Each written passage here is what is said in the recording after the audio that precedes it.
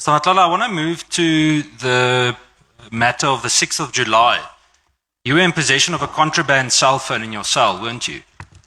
Yes. Who gave you that phone? I found it in prison when I got there. Who gave it to you? Some inmate who was there. Who's the inmate? We call him Naga. I don't know his real name. Were there any officials from prison involved? He's an inmate, not an official. But were there any officials that knew about the phone or that were involved in the phone? No. Did you have any other contraband in your cell? That cell is small, so it does not have enough space for other contrabands. It can be small phones. I want to go to the matter of senior SAPS officials. We've heard a lot about it today. I want to speak about your contract with the South African Police Service. To secure the kind of deal that you did, I want to know, who did you pay in order to get the deal done? No one. So you went through the normal tender process? Yes. And despite it not meeting all the necessary requirements according to the supply chain process, you still got rewarded the contract? When you said not meeting all the necessary I think there were 12 requirements according to supply chain management that internal audit found your contract didn't meet. I think that they should have picked it up in the adjudication. They should. That's why I'm asking who you paid. No one. Because it's there where the big problem is. Do you know Lieutenant General Fani? I know him because he sent us a letter, I think last year, December. Have you ever met with him in any way, No. individually? No. I would understand Lieutenant General Pachlane. Have you ever communicated with him? Yes. Have you ever met with him? Yes. Can you tell me more about those meetings? What were they about? No, it's just casual meetings. It had nothing to do with business. So you met with the previous acting national commissioner and it had nothing to do. It was just a social. Are you friends? Yeah. Come again? Are you friends? No, not friends. So what were you meeting about? I know him through someone else. Where did you meet? Maybe in February, I think. Of 2025? 2025, yes. Okay. Did you ever pay any middleman or do any kind of a transaction that benefited General Pachlane? No. Not at all? No, and no. No one acquainted to him either? No. Tell me in terms of other payments, I did touch on this yesterday as a point of clarity. Are there any other senior police members that you have gifted or paid in any way or lended money to? No. None? No. And anyone that you assisted like you did with ex-Minister Tkele? Assisted? Well, assisted, bribed, paid, not bribed. Not that I know of. So there's no other corrupt relationship with anyone in the South African Police Service? Corrupt? No. Did you lend any money to other South African Police Service members? No. Okay. In terms of your relationship with Minister Becky Tkele, explain this to me. I mean, we've heard your different theories today, but why would any legitimate businessman, as you call yourself, hand over R500,000 in cash to let's call him an ex-government official, if it's not a bribe? I know the Honourable Breitenbach touched on it, but explain to me in one sentence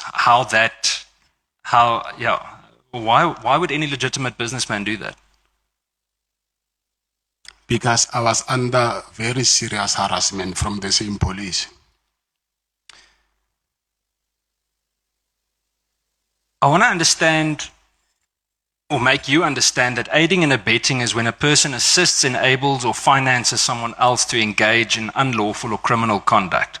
It includes paying someone to use illegal influence or authority. Do you understand that? I do.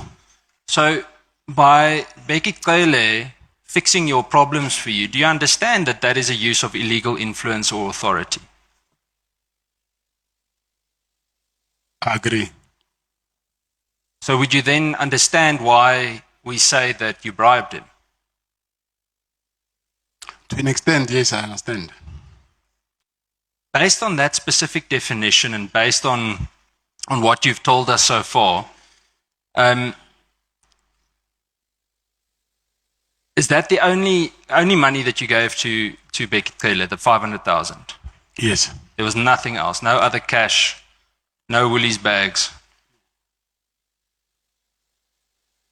I want to move to a different matter. Do you know a person called Major General Faraz Khan? I know his name, yes. How do you know him? Do you know his name or do you know him as an individual? I got to know him that day during the raid because they asked me about him as well. And Major General Moodley? Ooh. Never mind, you definitely don't know him then.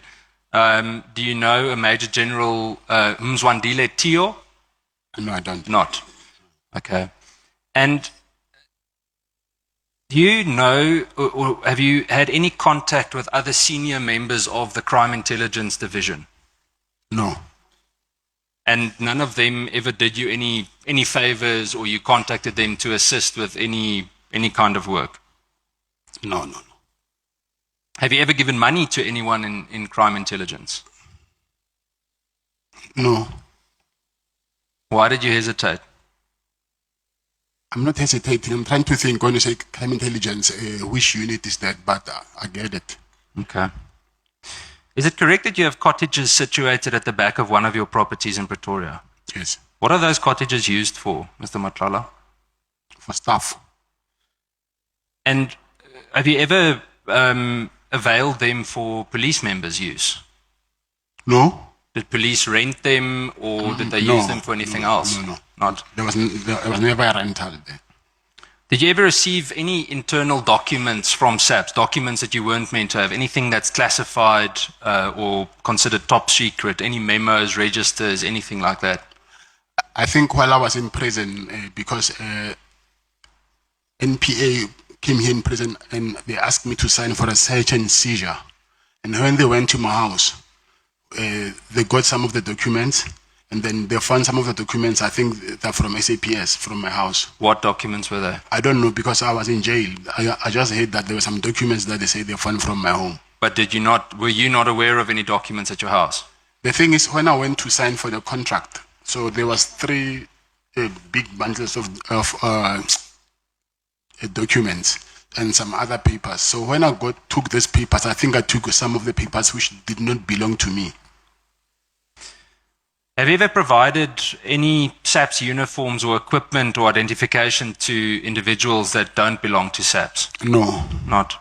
Did you ever receive any uniforms? I know we touched on the blue lights, but did you ever receive anything of that kind?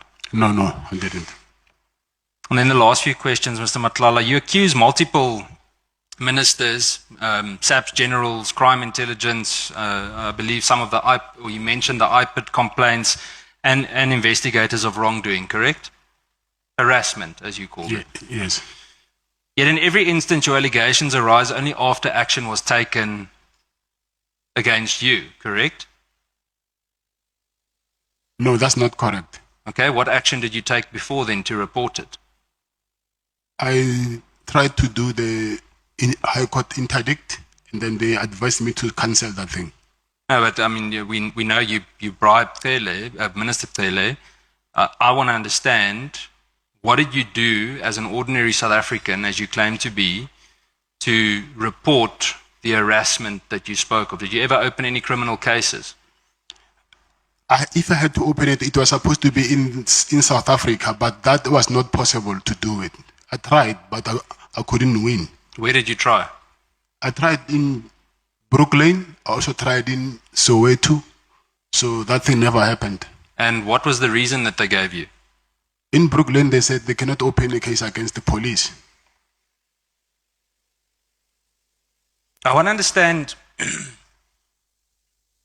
It seems that you never reported any of these allegations while the relationships benefited you. I mean, if Minister Becky Taylor asked you for money, shouldn't you have reported it right there and then?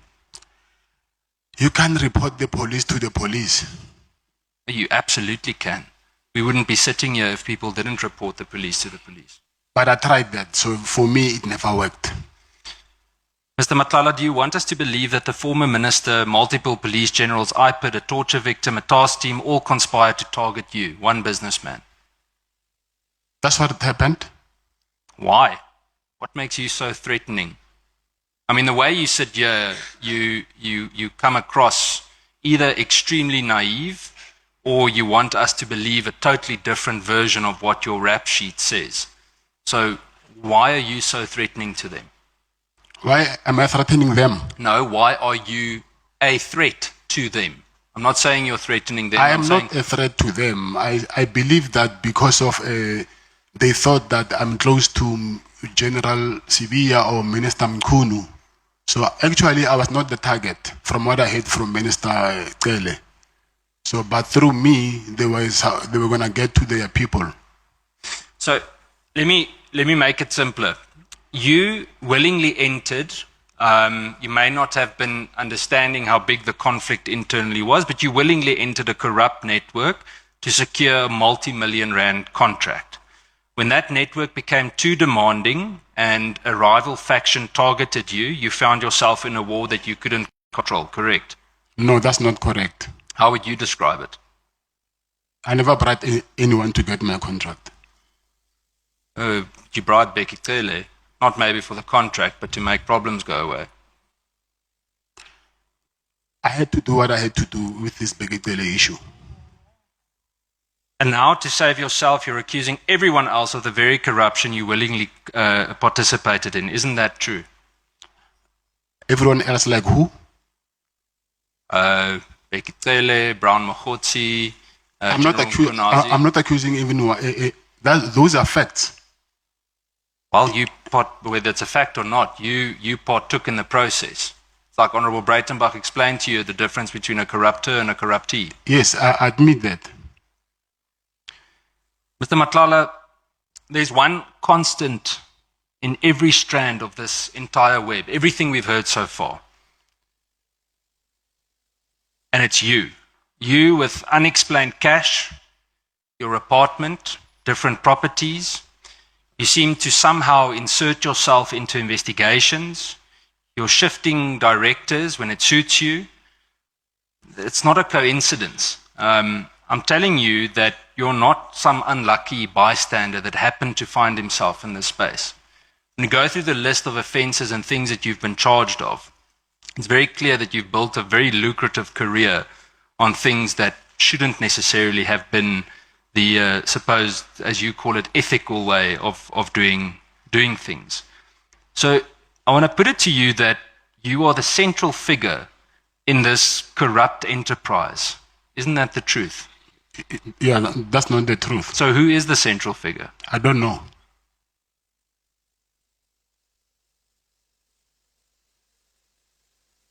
I think, Chair, as a closing statement, I want to emphasize, Mr. Matlala, that you've caused significant damage with your dealings, whether you willingly or unwillingly gave people money and knew or didn't know what they were doing. I said this to General Sibia, and I'm going to say it to you. As the Afrikaans saying, and I know the committee laughs about me repeating it very often, but the saying says, meng jou met die semels, dan vreet die varke jou op. And I said it's very ironic that I'm saying it to you today, because I said it to General Sibia as well. And it means that if you mix with pig feed, then the pigs will eat you up. And that is exactly what you're doing. Thank you, Chair.